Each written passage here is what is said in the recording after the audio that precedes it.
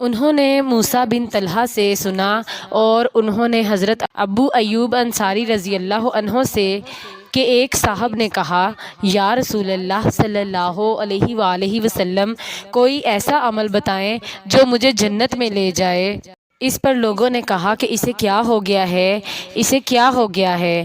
حضور اکرم صلی اللہ علیہ وآلہ وسلم نے فرمایا کہ کیوں، ہو کیا گیا ہے؟ اجی اس کو ضرورت ہے، بیچارہ اس لیے پوچھتا ہے۔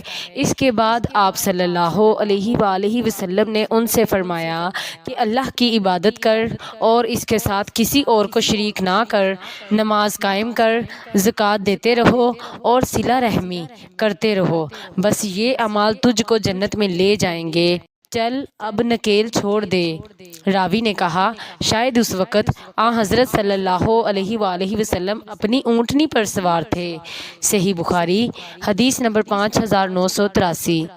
عمر رضی اللہ عنہ نے سیرا کا ایک ریشمی ہلا بکتے دیکھا تو عرض کیا، یا رسول اللہ صلی اللہ علیہ وآلہ وسلم، آپ اسے خرید لیں اور جمعہ کے دن اور جب آپ صلی اللہ علیہ وآلہ وسلم کے پاس وفود آئیں تو اسے پہنا کریں۔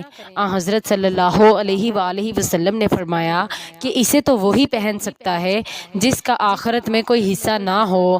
اس کے بعد حضرت صلی اللہ علیہ وآلہ وسلم کے پاس اسی قسم کے کئی ہلے آئے تو حضرت صلی اللہ علیہ وآلہ وسلم نے اس میں سے ایک ہلا عمر رضی اللہ عنہ کے لیے بھیجا۔ عمر رضی اللہ عنہ نے عرض کیا کہ میں اسے کیسے پہن سکتا ہوں، جبکہ حضرت صلی اللہ علیہ وآلہ وسلم اس کے متعلق پہلے ممانعت فرما چکے ہیں۔ حضور اکرم صلی اللہ علیہ وآلہ وسلم نے فرمایا کہ میں نے اسے تمہیں پہننے کے لیے نہیں دیا بلکہ اس لیے دیا ہے کہ تم اسے بیچ دو یا کسی دوسرے کو پہنا دو۔ چنانچہ عمر رضی اللہ عنہ نے وہ ہلا اپنے ایک بھائی کو بیچ دیا جو مکہ مکرمہ میں تھے اور اسلام نہیں لائے تھے۔